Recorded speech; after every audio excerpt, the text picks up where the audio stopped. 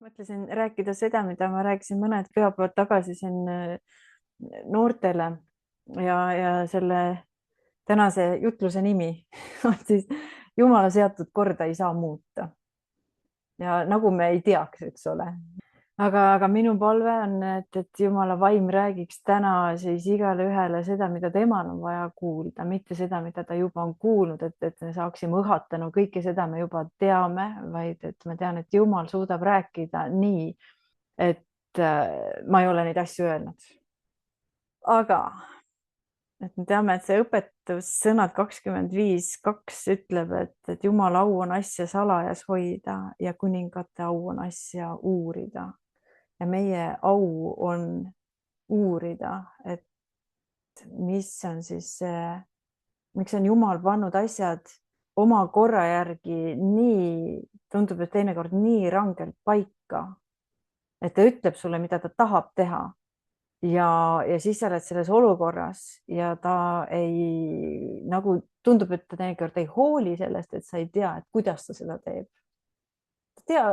Ma tahan teha seda, aga vaata, et kuidas istu ja kannata, küll sa siis näed, teinekord on täiesti selline tunne on ju.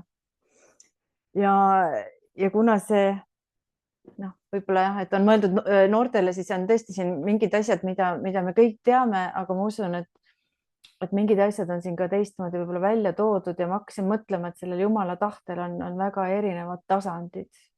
On vaata need loodusseaduste tasand. Kõik, eks ole, mida ei saa muuta. Loodusseadus ei saa muuta. See on ühiskondlikud kokkulepped, põhinevad ka Jumala seadustel. See tähendab, et kui üks ühiskond toimib hästi, siis ta tegelikult on kohandatud Jumala seaduste järgi, mida ei ole võimalik muuta. Ja need ühiskonnad, mis on püüdnud nendest Jumala printsiipidest kõrvale minna, sellega kaasneb lihtsalt inimestele suurem kannatus. Mitte midagi, sa ei saa nagu teha paremaid reegleid kui need, mida Jumal on teinud inimese ühiskondlikuks toimimiseks. Inimene iialgi ei leiuta midagi paremat sellest, mida Jumal on paika pannud. Ja siis on see inimeste vahelised suhted, ka seal see optimum on paika pandud Jumala poolt ja siis on inimese ja Jumala vaheline tasand. See on see kõige intiimsem tasand, ütleme võt niimoodi kuidagi sellise kaskaadina nagu seda kujutan ette. Ja kõigis neis on mingid reeglid, mis toimivad niimoodi, et nende rikkumisele järgneb midagi halba. Ja ei ole olemas Jumala poolt paika pandud tasakaalu, mida oleks võimalik muuta ilma tagajärjeta. Alati saad nagu mingisuguse vastuse. Ja sellepärast ongi parim, mida inimene oma elust teha saab, on nii-öelda selle jumaliku vooluga, katsuda seda jumalikku voolu võimalikult hästi tabada, et võimalikult vähe neid mükse ja muhke saada. Sest et sa ei saa teha ümber ühtegi asja, mida Jumal on ette näinud, et see asi peab niimoodi toimima. Ja mida võib-olla see lääne ühiskond on proovinud teha, ta on proovinud selle ühiskonna teha nii, ütleme siis võib-olla reformatsiooni järgi võib-olla enam, et on katsunud seda Jumala seadusi panna niivõrd palju ühiskonna seadusteks kui võimalik, aga sellega on ka mindud kuskil paremäärmuslusest täiesti äärmusesse niimoodi, et see peaaegu peaks asendama inimese ja Jumala vahelist suhet. Et me elame seaduste järgi juba nii puhast elu, et see isegi võiks nagu väliselt öelda, et me ei tee enam mitte mingisugust pattu, sest et seadus on meid niimoodi sisse piiranud, et me ei saagi enam patustada. Et see on võib-olla mida poliitkristlus võib-olla oma unistustes ette näeb, et see lahutada ei tohi, vabaabielu, kõik käivad, pühapäeval käivad kõik kirikus ja kõik näeb väliselt niivõrd kammitud välja, aga tegelikult see ju asendab selle, mis peaks loomulikult esile tulema sellest Jumala ja inimese suhtest. aga võib-olla noh, ütleme, et see, mis on nagu loodusseadused on kõige lihtlabasem ja ühiskondlikud võib-olla ka, aga noh, kui mõelda kasvõi inimese organismis, ei saa öelda ühegi haiguse kohta, et see haigus oli talle õnneks, sest vaata, kus ta nüüd on edukam ja tervem ja parem pärast seda, et ta sai sellise nagu loteriivõidu mingisuguse haiguse näol, et see ületab jumalikku loomingut. Sellist asja ei ole olemas. Samamoodi sa ei saa ka noh, ütleme, kas see on, et selle planeet Maa kaldenurk või see niit on väga täpses vahemikus, noh, ta peab olema täpselt õige kalde all selleks, et üldse planeedil Maa oleks elu võimalik. ja nii kui 1 kraadi võrra seda rikkuda, kogu elu lakkaks olemast, et nii täpselt on Jumal paika pannud asjad, et miks me arvame, et ta siis inimese suhtes on andnud nagu tohutu valikuvabaduse, et mida me siin võime teha või kuidas olla või suhelda, et noh, kaugel sellest on ju. Ja võib-olla vaatame natuke täpsemalt, et mida seda üksikisiku tasandit, et mis Jumal sulle ja mulle on valmis pannud. Et kui palju meil siin on seda loksumise ruumi. Ja aga selles tasandis omakorda on veel sellised erinevad levelid, et kus miski asub, on ju, et näiteks, et kui sa Jumala sõna loed, siis sa loed ka seda sõnasõnalist tähendust, see paneb sinu jaoks mingid asjad väga paika, on ju, et noh, mäletan, kui minu ämm tuli, me saime ta lõpuks siis peale aastast töötlemist, saime ta ristitud, siis mul oli väga meeles, mis mulle kunagi oli öeldud, et inimene ei hakka kasvama enne, kui ta hakkab sõna uurima. Ja tahtes seda kasvamist esile tuua ja vaata, et no ämm ei võta vedu, siis ma hakkasin iga teisipäev temaga pärast tööd läksin, lugesime piiblit ja sa näed, inimene hakkab kasvama. Ja see kasv ei tule, vot teisiti ei tule. Jumal on selle paika pannud, et kasv tuleb sõna lugemisega ja vot ei saa teisiti. On ju, ristid ära küll, ootada, aasta otsa ootasime, et noh, et loodad ju, et inimesel endal tekib nälg ja siis ta noh, aga vot see ei lähe alati niimoodi. Jumal on paika pannud, et sõna lugemisega tuleb kasvamine, kui ise oma nälja pealt ei hakka, no siis tuleb lihtsalt nii-öelda toita. Aga vot ei andnud muuta seda asja. Ikka peab minema seda Jumala seatud rada mööda.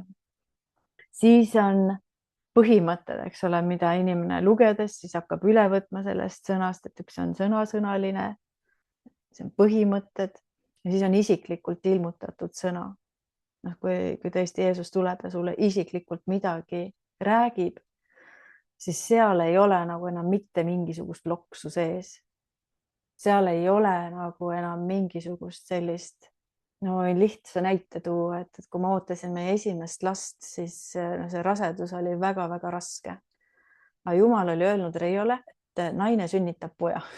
Mina olin valmis ükskõik millegist lõpuks, aga mitte sünnitama. Ma ei osanud mõelda, et see asi võiks lõppeda veel sünnitusega, sest ma olin juba läbi omadega.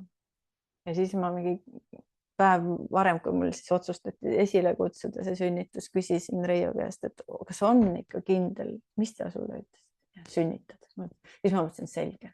See tähendab, et see asi lõpeb sünnitusega, see ei lõppe keisrilõikega. Ja see lõppes sünnitusega. Vaat seal ei ole enam loksu sees. See mitte midagi ei saa sinna teha. See lõpeb sünnitusega. Nüüd vaatame korraks psalm 119-140. Ja siin ta räägib, et kõik, mis Jumal on öelnud, et see on sulatatud väga selgeks. Ja see on niivõrd mitu korda ära sulatatud ja et sealt ei ole enam mitte midagi võtta. Kui keegi loeb, leiab seda, võib kohe juba ette võtta selle psalm 119-140. Ma võin lugeda. Ja, aitäh.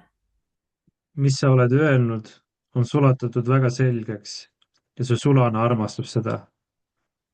Ja mis sa oled öelnud, on sulatatud väga selgeks.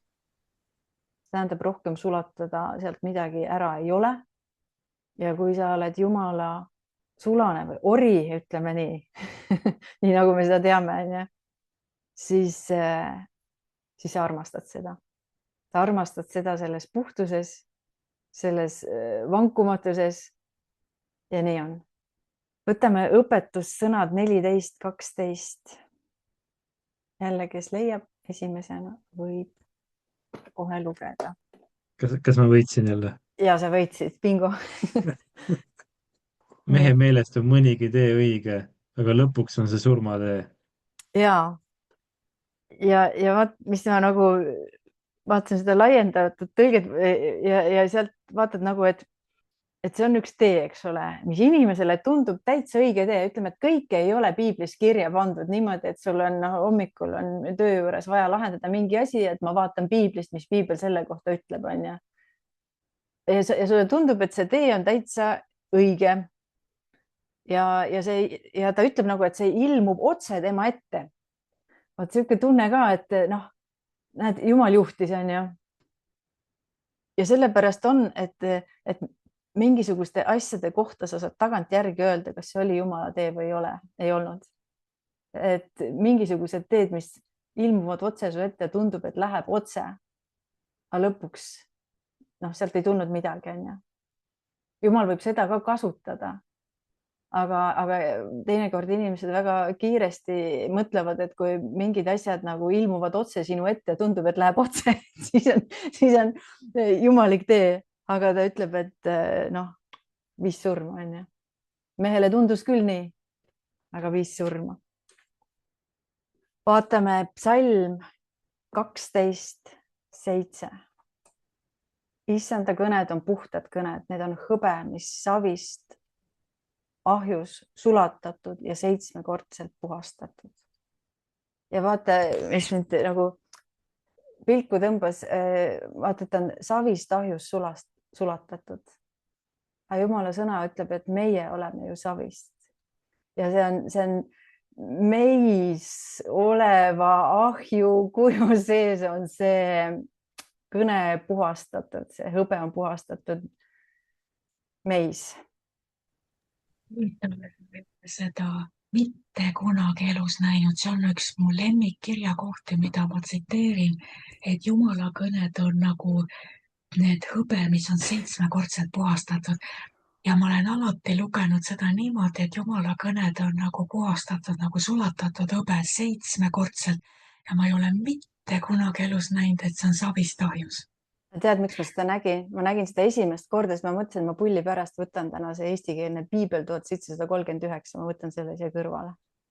Ja siit ma hakkasin lugema, Jehova kõned on puhtad kõned, kui selgeks sulatatud hõbe, soueste poti sees, mis 7 korda ära sulatud. Ja siis ma sain aru, oota, mis asja, saue on ju savi. Ja siin ta ütleb savi poti sees, mis 7 korda ära sulatatud. Ja siis ma mõtlesin, et appikene, et mina olen ju see savipott ja see asi on 7 korda minu sees ära sulatatud. Vaata, 1 korrast ei piisa, Jumal nagu tuld alla, 7 korda sulatab su sees seda asja ära, siis sa saad aru, okei, Jumal, ja nii on. Et ei maksa kakelda, ei maksa vaielda Jumala kõnedega. Ja. Huvitav, et mina nägin seda hetke ennem, kui sina seda ütlesid. Ma tõmbasin ringid ümber oma piiblis, et vau, ma ei ole kunagi näinud. Ja siis sa ütlesid, et see, millest nagu sina, mida sa tahad rääkida, on see, et savist ahjus. Ja ma nägin hetke ennem seda esimest korda elust praegu seda savist ahjus. Kuidas saab piiblit lugeda nii pimedana? Ma ei tea, et ühe sõna jätad vahele, mis on tegelikult nagu võtmesõna. See on see, et meil on mingid oma lemmikõpetused, lemmikdoktriinid, mingid lemmikilmutus ja ühe korra sa said ilmutuse, et Jumala kõned on nagu 7-kordselt puhastatud hõbe ja kõike sa enam edasi ei saa, rohkem ei taha näha, sest sa ütled, et ma tean, mul on ilmutus. Pool kirja kohta, pool salmi sa üldse ei lugenudki ja see on pidevalt, ma arvan, see on meie lugu. No võt sellepärast on hea võtta ja ega ma seda ei teadnud, et see sõna siin sees on selles uuemas tõlkes, aga kui ma võtsin selle 1739 ette, siis sa loed ju teistmoodi, sa loed nagu võõrkeelt ja siis sa loed kõik sõnad välja. Selles on see iva. Ja et siia ei saa mitte midagi juurde lisada ilma, et see ei määrduks, aga ma arvan, et kui Jumal on mingisugust sõna sinu sees 7 korda sulatanud, siis sul ei ole ka isu enam sinna midagi juurde lisada, sest sa ei taha minna tagurpidi selle sama protsessi sisse, kus sa just oled välja tulnud. Vaatame psalm 18:31. Kas nüüd asja võib vahele küsida? Kas see võib olla ka see, et kui Jumal on kõnetanud sind ja sulle mingi taotluse või midagi öelnud, midagi andnud, siis see läbib nagu 7 testi, kus sul on tunne, et nüüd see põleb ära, nüüd see ei sünni, see ei saa sündida. Ja esimesel ringil tule ajust läbi, ikka see taotlus on alles, ikka sa usud. Ja teisel ringil ja pärast, kui kõik on vaibunud, avastad, no aga see lootus ei sure ära. Ja kui 7. ringist oled läbi, siis sa tead, et see saab olla ainult Jumal, sest läbi selliste katsumuste ja testide ma ikka seisan selle peale, et Jumal, sina ütlesid. Ja siis sa võid olla kindel, et see läbib see 7 ringi ja 7 põrgu seda tuleahju, eks ole. Ja tema sõna on ikkagi see, mis jääb viimasena põrmu peale seisma, et siis sa tead, et see on kindel, selle võib panka viia, see sünnib. Just, jah.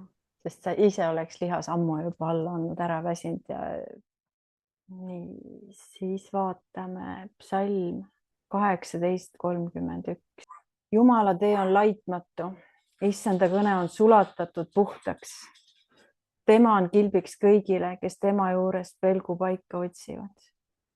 Ja see sama asi, et see tee on laitmatu, see kõne on jällegi, ta on sulatatud, nagu siuke tunne, et ta ise, et lihtsalt mitte, et ta on puhas, aga vaat see sulatamise protsess on ju kogu aeg selline nagu katsumuse järel. Ja tema on kilbiks kõigile, kes tema juures pelgupaika otsivad, mitte lihtsalt kilbiks igale ühele, kes tahavad, on ju, ja kellele meeldib ja on vaja. Sest vaja on kõigil, on ju. Aga ta on ja see 1739 ütleb, kes ta juurde kipuvad. Ja minu meelest see on nii hästi, et kippumine on selline, et need hoiad kinni, aga ikka läheb. Jah, vaata, me ei kasuta enam neid sõnu, aga kui sa hakkad niimoodi mõtlema, et Jumala tee on ilma laitmata, seal ei ole mitte midagi, mingit laitust kohe sinna juurde ei saa panna, ta on ilma laitmata. Jehova kõne on selge kui sulatatud, siin on isegi üks sõna. Ta on kilbiks kõigile, kes ta juurde kipuvad. Kipuvad, see on ikka kisub, see on see. Täitsa kisub, Eesli kisub ka kuskil heinakorja poole. See, keda ikka hirmsasti kisub. Täpselt. Ma ütlen, et hoiad kinni ja ikka läheb. Ja vaata, neile on ta kilbiks. See on nagu see kippumine annab meile täiesti uue mõõtme inimeste suhtes, kellele Jehova on kilbiks. Igaüks ju ei kipu, ta läheb ainult siis, kui viimses hädas, no hea küll, aga ta on neile kilbiks, kes kipuvad kohe, ei saa olla muidu. Ja siis ma vaatasin, võtan 2 sükest stsenaariumit Vanast testamendist ka, natuke on meil aega ja Teise kuningate raamat 5. peatükk räägib meile kõigile tuntud loo sellest suurest Naamanist, Süüria väepealikust ja kellel oli siis see Iisraeli sõjavangist pisikene tüdruk, kes ta naisele pakkus seal seltsi ja on öeldud, et sellel Naamanil, eestikeelne tõlge ütleb ka, et tal oli pidalitõbi või leepra, aga tegelikult ma uurisin siin igasugust nahahaigust, tal võib ka psoriaas olla, et ta ei olnud ju, kuidas ta saab olla väepealik pidalitõbisena, see ei ole ju loogiline, on ju. Ta lihtsalt mingi ütleme, et kui tal oli isegi psoriaas, see on ka väljapaistev ja väga kole ja see võib olla üle keha ja selline tõsine asi.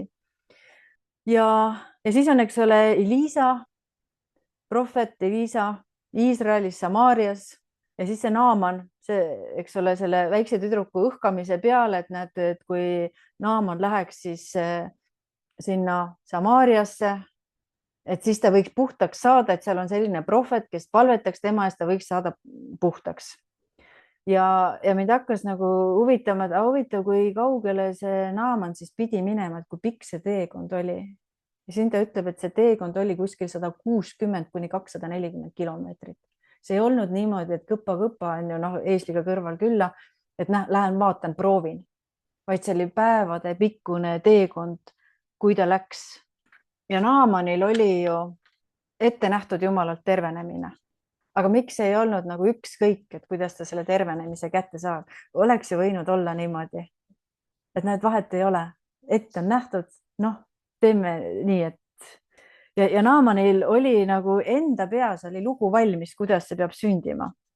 Aga Jumalal oli Jumala peas lugu, kuidas see peab sündima. On ju arva ära, kelle lugu peale jääb. No Naaman ikka proovis.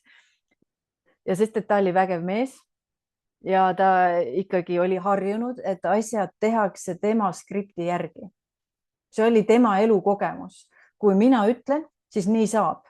Sest see on väeülemal on ju, ütleme, ühel sõjaväelasel on see sees, ta on harjunud andma käske, sest ta teab, et ta annab selle käsu niimoodi, et kõik need teised kuulavad. Ja tema sees ei ole sellist ettekujutust, et keegi teine ütleb talle ja siis tema allub, sest tema on see, kes käsu ütleb, on ju. Ja siis ma hakkasin vaatama, et see oli väga vahva, kuidas Naaman siis seda asja kõike endale ette kujutas. Ja Naaman siis kujutas, et vaata nagu täitsa nagu filmilindil ta nagu räägib sellist stsenaariumit, et mina tulen, prohvet tuleb mulle vastu, siis ta seisab, siis ta tõstab käed, hüüab Jehova nime, siis ta viipab käega taevasse. Tähendab, täiesti tal oli nagu, kõik oli selge, mida see prohvet peab tegema. Aga näed, prohvet ei teinud niimoodi, nagu Naaman arvas. Ja siin on küsimus, et miks Jumal ei võinud teha siis järeleandmist? Ei saanud, eks ole. Sest et Jumala seatud korda ei saa muuta, sest see kord on ka mingil eesmärgil selle inimese suhtes. Nii et küsimus ei ole ainult selles, mida ma pean kätte saama. Jumal ütleb, mida sa pead kätte saama, aga ta jätab selle vahetüki vahelt ära, kuidas sa selle saad. Ja sellepärast ongi me elus ka niisugused väga kitsaid olukordi, kus see tõotuse ja selle tõotuse juurde jõudmise vahel on selline lünk, nagu täida lüngad on ja siis sa seisad selle lünga ees ja sa ei tea, mida sinna panna. Ja siis sul on, mõtled, et nagu okei, Jumal ütles, nii peab saama. Aga mida ma nüüd teen? Ma tõesti ei tea. Ja siis on nagu selle onu Reemuse jutt, istud ja kannatad, sest sa ei tea.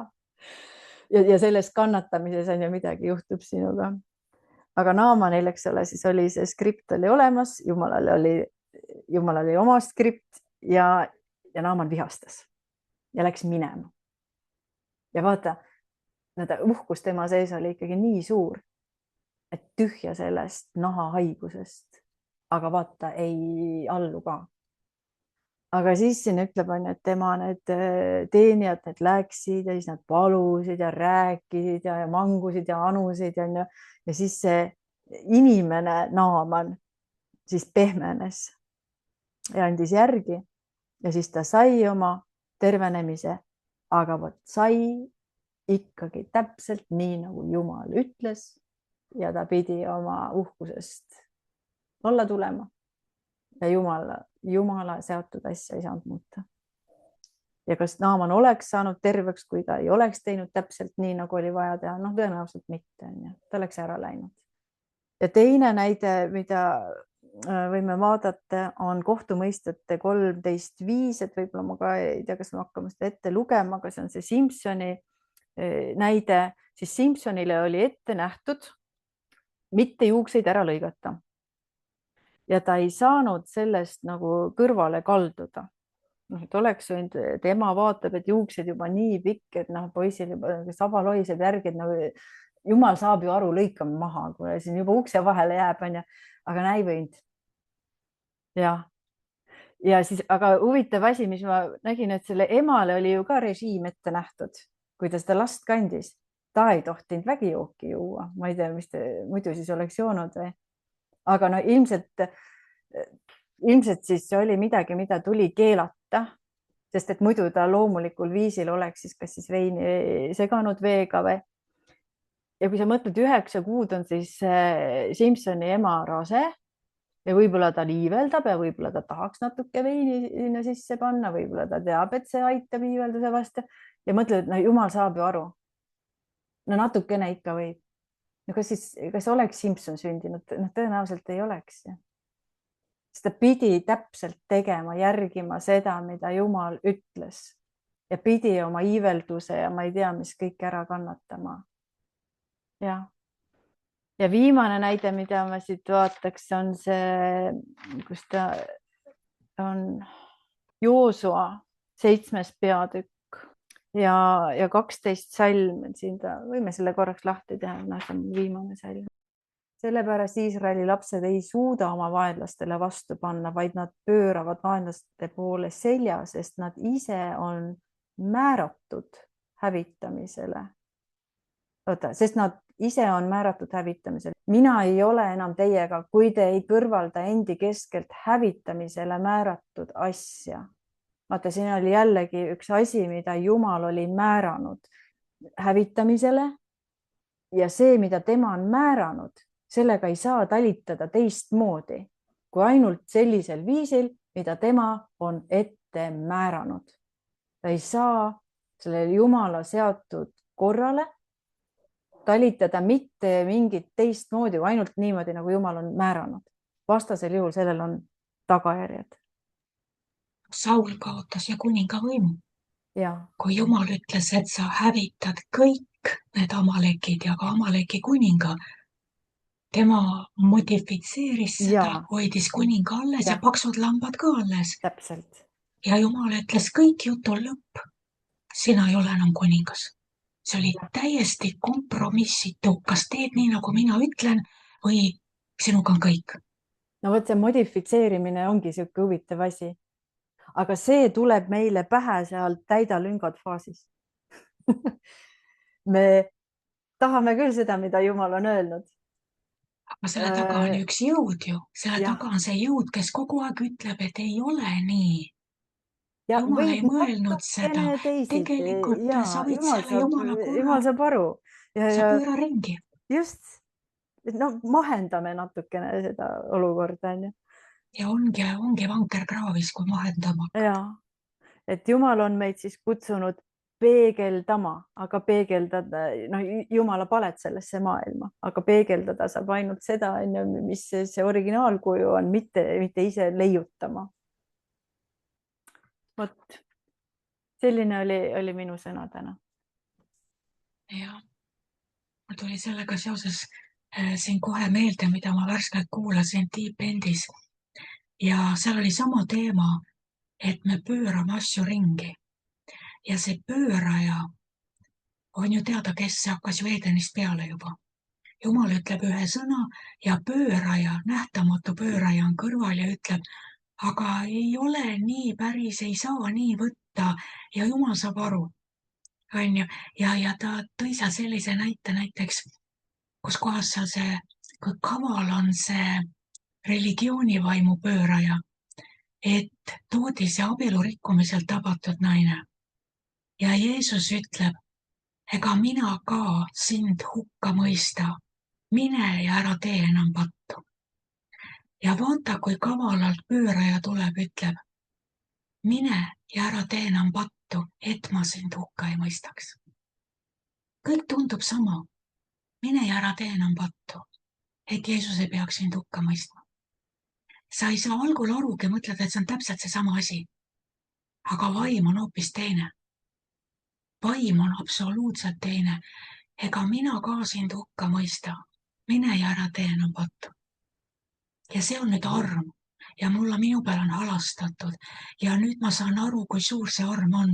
Ja ma lähen ja mul ei tule pähegi enam ja ma ei tee enam seda, sest minu peal on halastatud. Aga kui öelda, mine ja ära tee enam pattu, et ma sind ei peaks hukka mõistma või et ma sind hukka ei mõistaks. Nüüd see paneb mind käsu alla, pinge alla ja sellest väsitakse ära. See on täiesti teine vaim, aga nii väike see nüansi vahe ja vaata, kurat teeb ületunnitööd, et niimoodi salme ringi pöörata, et pühapäeval unise peaga koguduses jutlust kuulates sulle tundub, kõik on Jumala sõna. Aga nähtamatud käärid on käinud nagu ajalehest neid tükke välja lõiganud ja seadnud järjekorra teiseks ja sa ei märkagi, kui on hoopis teine vaim seal taga. Ja teine asi, mis ta tõi seal välja sellest ümberpööramisest, see Jumala kord oli täpselt, kui sa ütlesid, mis see pealkiri on, sa rääkisid Jumala korrast, mida ei saa muuta, mul tuli kohe meelde, mis ma tund aega ennem olin just kuulanud ja üles kirjutanud. Jumala kord oli see, et Jumal, inimene, loodu ehk loomad. Ja vaata, kui saatan tuli, kuidas kui peenelt see asi käis. Madu on ju loodu, on loom. Madu sai ülemvõimu üle naise. Naine sellest hetkest tõuseb ja hakkab domineerima mehe üle ja mees hakkab kujutama ette, et tema on Jumal. Kõik läheb vastupidi.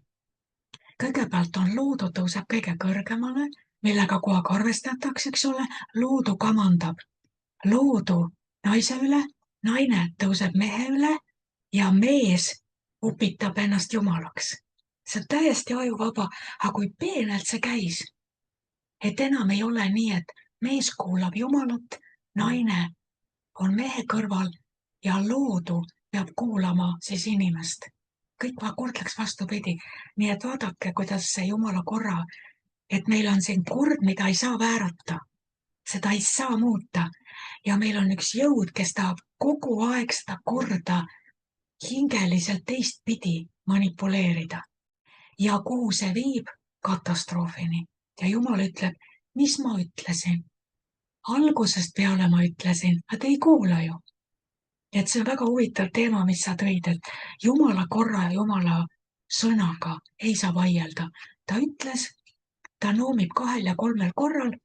Kui sa ei kuula, siis ta jääb vait. Siis ta annab nad nende himudes, mis iganes himud see siis on, silmahimu, lihahimu, elukõrkus. Ta annab neid ennast ise hävitama, sest kui muidu sind ei peata, siis kui vanker on kraavis, rattad alt puruks, siis sa nutad ja hüüad appi ja siis ma tulen ja võtan selle käe ja tõstan su kraavist üles ja ütlesin, aga kallis laps, miks sa ei kuule? Miks sa pead seda hard way, miks sa pead seda rasket teed siis kõike testima? Miks sa pead 7 korda testima, kas mu sõna ikka on tõsi? 7 ajust läbi ja siis sa ütled, et oli küll tõsi. Oleks võinud esimesel korral kuulata. Aga kõige selle taga oli see, et miks me ei usu ja miks me ei usalda. Ja selle kõige taga oli väga huvitav on see, et mis tingis Lutsiferi langemise. Lutsifer oli meeletu tarkus, meeletu võimekus. Ta oli kirjeldamatult võimsam, inglid olid kirjeldamatult võimsamad kui inimene. Ja nende loogika oli see, et Jumal eksis. Kui Jumal tegi inimesest enda kui Jumala pärija, Jumala poja, Jumala valge kandja, Jumala pärija palju nõrgemast ja viletsamast olendist, kui olid väeinglid, kes olid mega suuremad, jõulisemad, liikusid, ajas, ruumis ja siis see inimene, eks ole. Ja nüüd, miks Lutsifer mässama läks? Elukogemuste puudumise tõttu. Inglitel puudus elukogemus, neil oli ainult loogika, neil oli ainult see, mida nad silmaga nägid ja nad ütlesid, on ju nii, Jumal on kõikväeline. Nii, kes sobivad kõige rohkem Jumala pojaks? Meie, kes me oleme temast järgmised. Mida see inimene siin pildis teeb? Miks Jumal valis inimese oma pojaks, kes ei ole üldse nii väeline? Ütleme selles väe järjekorras, tarkuse ja võimekuse järjekorras, Jumalast järgmine on ingel ju. Ja nendel oli ainult, ütleme siis nii, nende doktrinaalne loogika. Aga neil puudus elukogemus ja nad ei tundnud Jumalat läbi elukogemuse. Ja sama oli mingi inimene, kes oli alasti, mis näitab ignorantsust, alasti olek on alati ignorantsus. Ja ta ei teadnud seda, kui vähe ta teab ja kui palju ta üldse ei tea, et ta ei tunnegi üldse Jumalat, ta ei tunne neid reegleid. Kui ta nüüd usuks nagu laps, kui ta ei saa kui lapsukesed, temaga läheks kõik väga hästi, ta kasvaks, ta õpiks Jumalat tundma, kõik läheks väga hästi. Aga kui tuleb see, kellel on oma loogika ja see, kes tuleb siis nüüd siia pilti vahele, see tuleb ja veenab inimest milleski, mille suhtes tal puudub elukogemus. Ja vaata, kui sa ütled, nii on, peab nii olema, kas või läbi kivi, no raiud, nii peab olema. Ja teine, kes on targem, kellel on elukogemus, kuulab ja vangutab pead ja ütleb, ja, sul on õigus. Aga tead, sa ei tunne Jumalat. Jumal võib öelda nii, aga ta võib öelda teine päev ka teisiti, eks ole. Kõik oleneb sellest, kuidas Jumala süda näeb. No aga ei ole nii, on niimoodi, ütleb naised on koguduses vait, rätikud peas. Aga sul puudub veel elukogemus, sul puudub suhe, sul puudub see, mida sa oled õppinud Jumala südamest läbi suhte. Ja vot, kui sa raiud, siis sa teedki palju kurja ja siis on see vanker kraavis ka, eks ole. Siis on palju valu ja pisaraid ja siis on kunagi tagantjärgi, siis on tarkus ja parandatakse meelt ja kahetsetakse, eks. Nii et üks asi on jah, Jumala sõna on vääramatu ja Jumala korda ei saa muuta. Miks me kõik asjad ära rikume?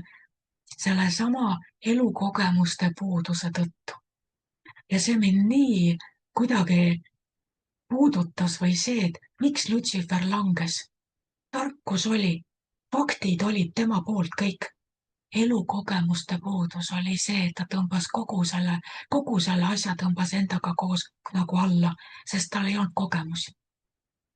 Nii et see armu peal on meil vaja, eks. Armu peal, et Jumal, mina näen, et on nii.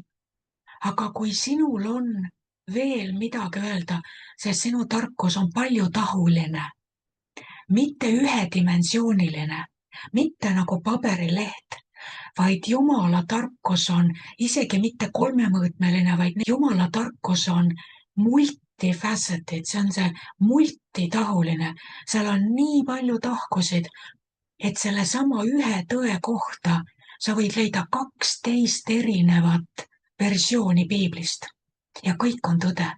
Aga see kõik on tõde vastavalt nii nagu Jumala süda eri olukordades kogu tervikpilti ja kõigi olukordade kombinatsiooni nähes, kuidas Jumal hindab ja iga kord, kui ta selles olukorras ütleb midagi teistmoodi, on see ikkagi tõde ja see ei lähe vastuollu sellega, et eelmine kord või sarnases olukorras ta ütles vastupidist asja, aga nüüd ta ütleb vastupidist asja. Miks? Ja mõlemad on tõde. Niimoodi, et kui me tahame ise otsustada, et anna meile reeglid kätte, anna meile hea ja kurja tundmise puust reeglid kätte, me lubame, me käime reeglite järgi.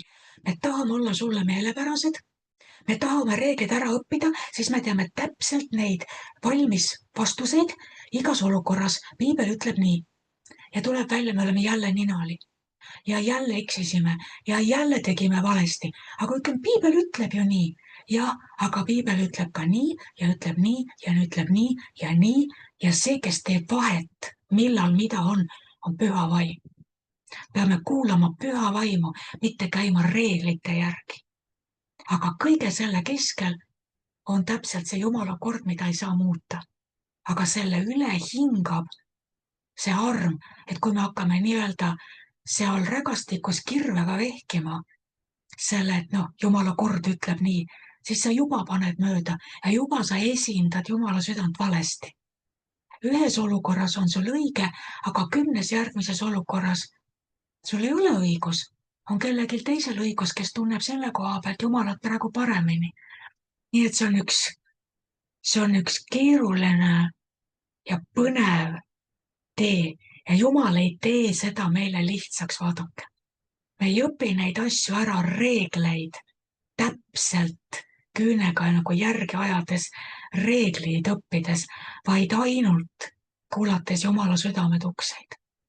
Kui me võtame reegli ette, me osutame ikka olevat jälle see, kes rikkus Jumala korda, sest see Jumala kord on tulnud tema südamest ja see tuksub tema südame järgi. On see arusaadav või läks liiga keeruliseks? Igatahes on see, et kord on kord, aga on see, kes kogu aeg moduleerib ja modifitseerib ja mugandab ja kaasajastab. See on see jõud, kes on kogu aeg meil kõrval ja pakub paremaid variante ja paremaid lahendusi ja toob aeg-ajalt sinna kirjakoha ka juurde, eks? Ja kõik tundub nii õige, aga tegelikult on jälle metsas ja vankelkraavis. Ühe palvehetke võtame ikkagi. Ja, isa. Isa, me täname sind, et me püha vaimu kaudu ja tema abil ja tema läbi saame võtta sinu sõna sellena, mis see on, et see on puhastatud, see on selge, see on vankumatu. See on kindel. See on ankur, see iialgi ei lase meid nagu ulgumerele triivima. See, mis sa oled öelnud, see on sulatatud väga selgeks. Ja isa, me ei taha nagu oma tahtsi seda sinu puhtaks selgitatud ja selitatud sõna nagu 7 korda ise katsetada sellest nagu vasakule ja paremale minna, et äkki me leiame kergema ja otsema tee. Isa, me tõesti tahame jääda sellesse, mida sa oled öelnud. Jääda kindlalt sellesse ja kuulata sinu juhiseid. Ja kui me ei tea, siis pigem jääda, et on nii, nagu on. Aga isa, me ei liigu. Isa, me palume õnnistust ja armu selleks tulevaks nädalaks. Palume, issand, et sa ilmutaksid oma kõnetusi meie kaudu ja meile enestele. Ja et me tunneksime ära su armu iseeneste jaoks ja teiste inimeste jaoks, nagu alguses räägitud. Issand, et me ei hoiaks tagasi sinu riiki, kui see tahab laieneda meie kaudu. Isa, et me kuidagi ei takistaks seda, isa, et me ka ei teeks nagu sinu sõnale neid oma tehtud alaparagrahve, vaid jääksime selle juurde, mis sa oled öelnud ka siis, kui me peame kellelegi teisele sinu tahte teatavaks tegema. Ja me täname, et meil selles väga muutuvas maailmas on midagi nii kindlat ja me võime sellest kinni hoida, teades, et Jumala seatud korda ei saa muuta.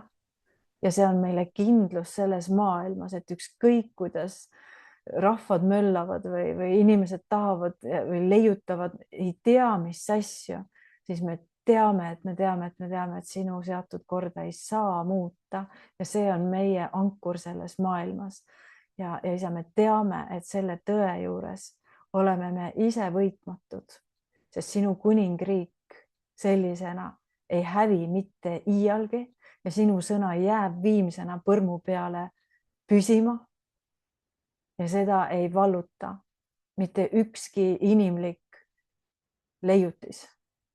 Isa, me täname sind, et meil on eesõigus tunda sind ja sinu tahet ja püsida selles ja peegeldada seda maailma täie kindlusega, teades, Jumal, et sina nagu garanteerid oma sõna, sest see on nii puhtaks sulatatud, et sealt ei ole mitte midagi võtta enam ega juurde lisada. See on lihtsalt täiesti puhas kuld. Tänu, issand Jeesus, et sina oled selline ja su sõna on selline ja see on meie kindlus. Aamen.